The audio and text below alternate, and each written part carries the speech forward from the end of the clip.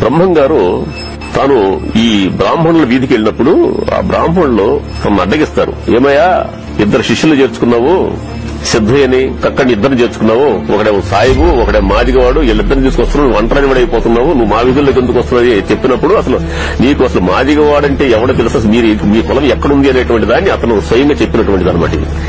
మాదిగవాడిని అడిగేవాడు డక్కలవాడు, డక్కలవాడిని అడిగేవాడు మూగలవాడు, మూగలవాడిని అడిగేవాడు చెప్పల మూగలవాడు, చెప్పల మూగలవాడిని అడిగేవాడు కులస్థుడు, కులస్థుడిని అడిగేవాడు కులహీనుడు, కులహీనుడిని అడిగేవాడు మైలపు సొక్కన్న, మైలపు సొక్కని అడిగేవాడు సొప్పకంటివాడు, సొప్పకంటివాడిని అడిగేవాడు సింహ విష్ణు, సింహ విష్ణుని అడిగేటువంటి వాడు చపల చోరకుడు, చపల చోరకుని చెల్లెలు ఊర్వశి, ఊర్వశిని పొందినవాడు బ్రహ్మ, బ్రహ్మకు పుట్టినవాడు వశిష్ఠుడు. ఈ వశిష్ఠుడు కృతాయుగమున హరిశ్చంద్రుడు గురువు మరియు త్రేతాయుగమున శ్రీరామునికి కులగురువు అయ్యాడు. ఇక వశిష్ఠుని కథ చెప్దాం.